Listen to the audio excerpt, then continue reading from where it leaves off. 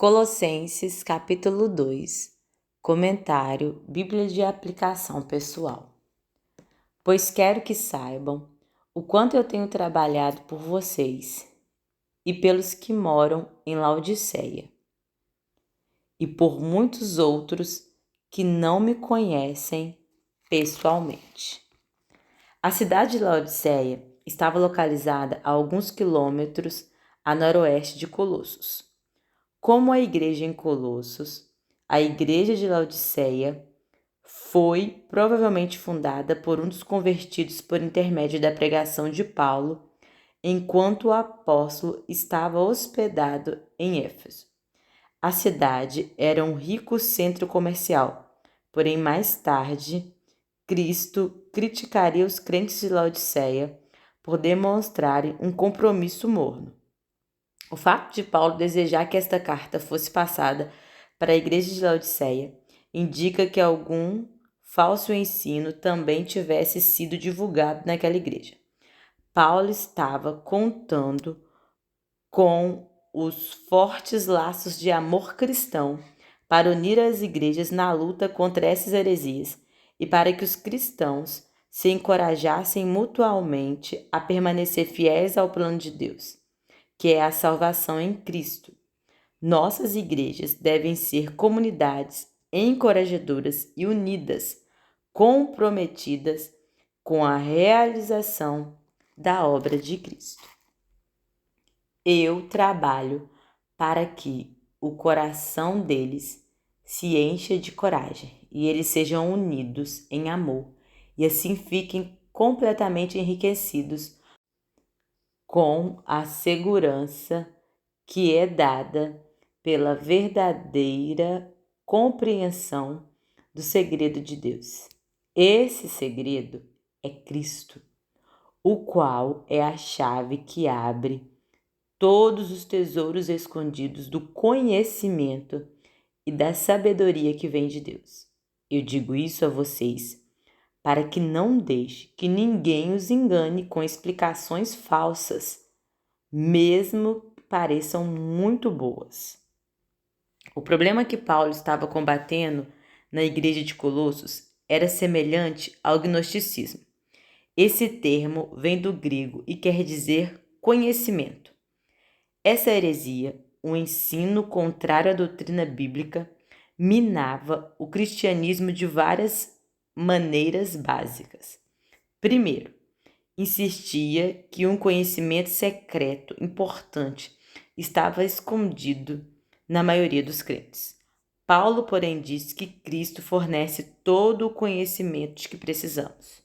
Segundo, ensinava que o corpo era maligno. Paulo se opôs a isso, dizendo que o próprio Deus viveu em corpo, isto é, ele estava encarnado, era o próprio Senhor Jesus Cristo. 3. Argumentava que Cristo só parecia ser humano, mas não era. Paulo insistia que Jesus era completamente humano e completamente Deus. O gnosticismo se tornou atraente no segundo século. Até mesmo nos dias de Paulo, essas ideias pareciam atraentes para muitos, e a exposição de tais ensinos poderia facilmente seduzir uma igreja que não conhecesse bem a doutrina cristã. Hoje, ensinos semelhantes ainda trazem problemas significativos para muita na igreja. Combatemos a heresia ao nos tornarmos completamente familiarizados com a palavra de Deus por meio do estudo particular e do ensino sadio da Bíblia Sagrada. Porque, embora no corpo eu esteja longe, em espírito eu estou com vocês. E fico alegre em saber que vocês estão unidos e firmes na fé em Cristo. Portanto, já que vocês aceitaram Cristo Jesus como Senhor, vivam unidos com Ele. Estejam enraizados nele. Construam a sua vida sobre Ele e se tornem mais fortes na fé, como foi ensinado a vocês, e deem sempre graças a Deus.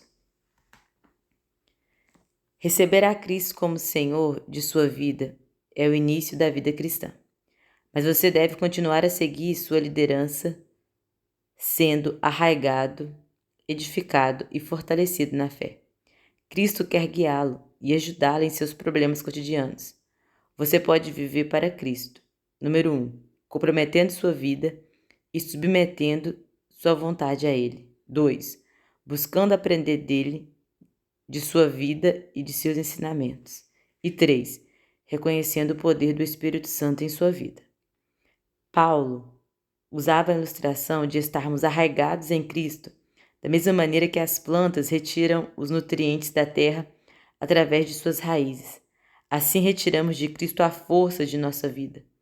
Quanto mais nos aproximamos, retirando dele a nossa força, menos seremos enganados por aqueles que falsamente reivindicam ter as respostas da vida. Se Cristo for a nossa força, estaremos livres dos argumentos humanos. Tenham cuidado para que ninguém os torne escravos por meio de argumentos sem valor, que vêm da sabedoria humana. Essas coisas vêm de ensinamentos de criaturas humanas e dos espíritos que dominam o universo, e não de Cristo. Paulo escreve contra qualquer filosofia de vida baseada somente em ideias e experiências humanas. O próprio Paulo era um talentoso filósofo. Logo, ele não está condenando a filosofia. Ele está condenando o ensino que acredita à humanidade e não a Cristo, a resposta para os problemas da vida. Essa abordagem se torna uma falsa religião. Existem muitas abordagens feitas pelos homens em relação aos problemas da vida, que desconsideram a Deus totalmente. Para resistir à heresia, você deve usar sua inteligência, manter seus olhos em Cristo e estudar a palavra de Deus. Pois em Cristo, como ser humano, está presente toda a natureza de Deus. Paulo afirma novamente a divindade de Cristo. A frase, porque nele habita corporalmente toda a plenitude da divindade, significa que o corpo de Cristo continha a essência de Deus. Tendo a Cristo, temos tudo o que precisamos para a salvação e um viver correto. E por estarem unidos com Cristo, vocês também têm essa natureza. Ele domina todos os poderes e autoridades espirituais. Quando conhecemos a Jesus Cristo, não precisamos buscar a Deus por meio de outras religiões, seitas ou filosofias não bíblicas, como os colossenses estavam fazendo. Somente Cristo tem a resposta para o verdadeiro significado da vida, porque Ele é a vida. Cristo é a única fonte de conhecimento e poder para a vida cristã. Para ser salvo, nenhum cristão precisa de qualquer coisa além de Cristo, além do que Cristo nos fornece. Somos completos nele. Por estarem unidos com Cristo, vocês foram circuncidados, não com a circuncisão que é feita no corpo, mas com uma circuncisão feita por Cristo, pela qual somos libertos do poder da natureza pecadora. Os homens judeus eram circuncidados como um sinal de sua aliança com Deus. Com a morte de Cristo, a circuncisão não era mais necessária. Então agora, o nosso compromisso com Deus está escrito em nosso coração e não em nosso corpo. Cristo nos liberta dos desejos malignos ao trabalhar em nossa vida espiritual e não em nossa vida física. Deus remove nossa velha natureza e nos dá uma nova natureza. Pois, quando vocês foram batizados, foram sepultados com Cristo, e no batismo também foram ressuscitados com Ele, por meio da fé que vocês têm no grande poder de Deus, o mesmo Deus que ressuscitou Cristo. Nesta passagem, a circuncisão está relacionada ao batismo. Portanto, alguns veem o batismo como um sinal da aliança no Novo Testamento, identificando a pessoa como a comunidade da aliança. O batismo faz um paralelo com a morte, sepultamento e ressurreição de Cristo. e retrata também a morte e o sepultamento de nosso antigo estilo de vida pecaminoso, seguido pela ressurreição para nova vida em Cristo. Lembrar que a nossa velha vida pecadora está morta e sepultada com Cristo nos dá um motivo poderoso para resistir ao pecado, não querendo que os desejos do nosso passado voltem ao poder novamente. Podemos conscientemente escolher tratar os nossos desejos como se estivessem mortos. Então, podemos continuar a desfrutar a nossa nova e maravilhosa vida com Cristo. Antigamente, vocês estavam espiritualmente mortos por causa dos seus pecados e porque eram não judeus e não tinham a lei. Mas agora, Deus os ressuscitou junto com Cristo. Deus perdoou todos os nossos pecados e anulou a conta da nossa dívida com seus regulamentos que nós éramos obrigados a obedecer. Ele acabou com essa conta, pregando-a na cruz. E foi na cruz que Cristo se livrou do poder dos governos e das autoridades espirituais. Ele humilhou esses poderes publicamente, levando os prisioneiros no seu desfile de vitória.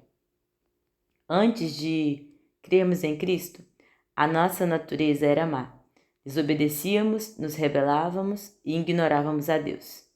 Mesmo fazendo o melhor possível, não amávamos com todo o nosso coração, alma e mente.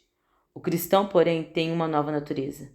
Deus crucificou a velha natureza rebelde e a substituiu por uma nova natureza amorosa. A penalidade do pecado morreu com Cristo na cruz.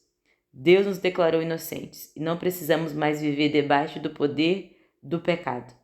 Deus não nos tira do mundo nem nos torna robôs. Às vezes, ainda nos sentiremos pecando e, sobre algumas circunstâncias, até pecaremos, porém involuntariamente. A diferença é que antes de sermos salvos, éramos escravos da nossa natureza pecaminosa. Agora somos livres para viver para Cristo. O escrito da dívida ou a cédula que foi destruída continha as exigências legais da lei do Antigo Testamento. A lei se opunha a nós, por exigir o pagamento pelos nossos pecados. Embora ninguém possa ser salvo por guardar a lei, as verdades e os princípios morais do Antigo Testamento ainda nos ensinam e orientam. Podemos desfrutar a nova vida em Cristo porque nos unimos a Ele em sua morte e ressurreição. Nossos desejos malignos, nossa escravidão e amor ao pecado morreram com Ele. Agora, unidos a Ele em sua vida ressurreta, podemos ter uma firme comunhão com Deus e a liberdade do pecado. Nossa dívida pelo pecado foi completamente paga. Nossos pecados foram retirados e esquecidos por Deus. Podemos ter a certeza de que estamos limpos e novos. Quem são estes principados e potestades? Várias sugestões têm sido feitas, incluindo 1. Poderes demoníacos, 2. Os deuses das nações poderosas, 3. Anjos altamente considerados pelos mestres heréticos, ou 4. O governo de Roma. Estes principados e potestades provavelmente não eram forças demoníacas do capítulo 2, versículo 10. O mais provável é que fossem os falsos mestres que mediavam a lei. Gálatas 3,19. Os falsos mestres colossenses estavam encorajando a adoração aos anjos. Mas, em sua morte, Cristo ultrapassou a posição e a autoridade de qualquer anjo.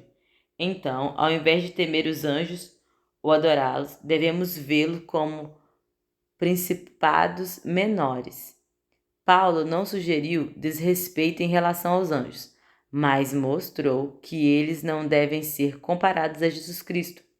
Alguns estudiosos acreditam que essas potestades são os poderes de Roma. Por meio de sua ressurreição, Cristo despiu o poder de um império mundial para mundial que pareceu temporariamente derrotá-lo. Portanto, que ninguém faça para vocês leis sobre o que devem comer ou beber, ou sobre os dias santos e as festas da lua nova e o sábado. A frase pelo comer ou beber provavelmente se refere às leis judaicas relacionadas a alimentos. As festas mencionadas são os dias santos judaicos, celebrados anual, mensal, lua nova e semanalmente, o sábado. Essas cerimônias distinguiam os judeus de seus vizinhos pagãos. A falha em observá-las poderia ser facilmente notada por aqueles que não perdiam de vista o que os outros faziam. Não devemos nos deixar ser julgados pelas opiniões dos outros, porque Cristo nos libertou. Tudo isso é apenas uma sombra daquilo que virá. A realidade é Cristo. Paulo disse aos cristãos colossenses para não deixarem que os outros criticassem sua dieta ou suas cerimônias religiosas. Em vez da observância exterior, os crentes deveriam enfocar apenas a fé em Jesus Cristo. Nossa adoração, tradições e cerimônias podem ajudar a nos aproximar de Deus, mas nunca devem criticar companheiros cristãos cujas tradições e cerimônias diferem das nossas. Mais importante do que a maneira como adoramos é que adoramos a Cristo. Não deixe ninguém o julgar. Você é responsável perante Cristo. As leis, os dias santos e as festas no Antigo Testamento apontavam para Cristo. Paulo chama de sombras, na realidade que estava por vir. O próprio Cristo, quando Cristo veio, dispersou as sombras. Se temos a Cristo, temos o necessário para conhecer e agradar a Deus. Não deixe que ninguém os humilhe, afirmando que é melhor do que vocês, por dizer ter visões, e insiste numa falsa humildade e na adoração de anjos. Essas pessoas não têm nenhum motivo para estarem cheias de si, pois estão pensando como qualquer outra criatura humana pensa. Elas não estão ligadas a Cristo, que é a cabeça. Cristo controla o corpo todo, o alimenta e mantém unidos por meio das juntas e ligamentos. E assim o corpo cresce, como Deus quer que cresça. Os falsos mestres achavam-se humildes e orgulhavam-se disso. Essa falsa humildade despertava atenção e elogios. Tais atitudes eram direcionadas aos falsos mestres, mas deveriam ser endereçadas a Deus. A verdadeira humildade significa nos enxergarmos como realmente somos, sob a perspectiva de Deus e agirmos de acordo. Hoje as pessoas praticam uma falsa humildade quando falam negativamente sobre si mesma para que os outros pensem que são espirituais. A falsa humildade é egocêntrica, a verdadeira está centrada em Deus. Os falsos mestres estavam reivindicando que Deus estava longe e que só era possível aproximar-se dele através de vários níveis de anjos. Esses falsos mestres ensinavam que as pessoas tinham de adorar os anjos em ordem hierárquica, para no final chegarem a Deus. Esse ensino não consta nas Escrituras. A Bíblia ensina que os anjos são servos de Deus e nos proíbe de adorá-los. À medida que você cresce em sua fé, deixa que a palavra de Deus seja seu guia e não as opiniões de outras pessoas. O problema fundamental com os falsos mestres eram que não estavam ligados a Cristo, cabeça da igreja. Se estivessem ligados a ele, não teriam ensinado uma falsa doutrina ou vivido de um modo imoral. Não se deve confiar em qualquer pessoa que ensine a respeito de Deus sem que ela esteja ligada a ele pela fé. Vocês morreram com Cristo e por isso estão livres dos espíritos maus que dominam o universo. Então, por que é que vocês estão vivendo como se fossem desse mundo? Não obedeçam mais às regras como essas. Os rudimentos do mundo são as crenças dos pagãos. Como morremos com Cristo e ressuscitamos com Ele? Quando uma pessoa se torna cristã, recebe uma nova vida pelo poder do Espírito Santo. As pessoas deveriam ser capazes de enxergar uma diferença entre a maneira que os cristãos e não cristãos vivem. Contudo, não devemos esperar uma maturidade imediata na vida de novos cristãos. O crescimento cristão é um processo que dura a vida toda.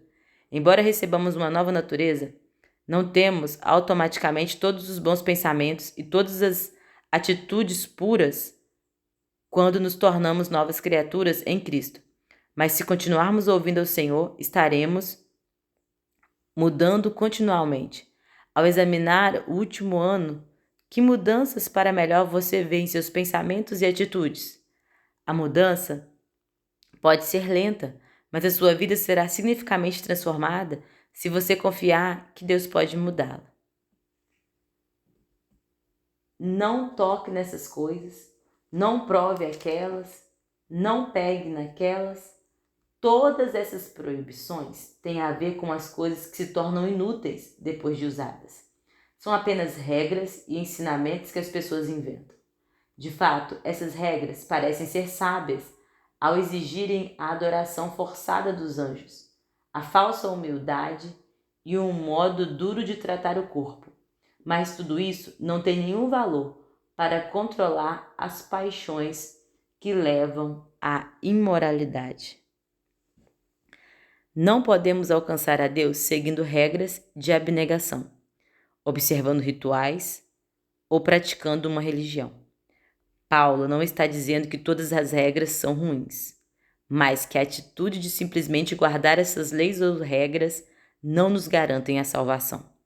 As boas novas consistem em Deus alcançar os seres humanos. No entanto, é exigida de nós uma resposta. As religiões feitas pelo homem enfocam o esforço humano. O cristianismo enfoca a obra de Cristo. Os crentes devem colocar de lado os desejos pecaminosos. Essa atitude, porém, é o subproduto de nossa nova vida em Cristo, e não a razão de nossa vida. A nossa salvação não depende de nossa própria disciplina, nem de guardarmos as regras, mas do poder da morte e da ressurreição de Jesus Cristo. Podemos nos guardar das religiões humanas, fazendo as seguintes perguntas sobre qualquer grupo religioso. Número 1. Este grupo enfatiga as regras e tabus criados pelo homem em vez da graça de Deus? 2. Esse grupo promove um espírito crítico em relação aos outros ou exercita a disciplina de forma discreta e amorosa? 3. Esse grupo enfatiza fórmulas, conhecimentos secretos ou visões especiais mais do que a palavra de Deus? 4. Este grupo exalta a própria justiça, honrando aqueles que guardam as regras ao invés de exaltar a Cristo? 5. Este grupo negligencia a Igreja Universal de Cristo, reivindicando ser um grupo de elite? 6. Esse grupo ensina a humilhação do corpo como meio para o crescimento espiritual, em vez de enfocar o crescimento da pessoa por inteiro? 7. Este grupo desconsidera a família em vez de tê-la como uma grande estima, conforme os ensinamentos da Bíblia Sagrada? Para os colossenses, a disciplina exigida pelos falsos mestres parecia boa. E ainda hoje, o legalismo atrai muitas pessoas.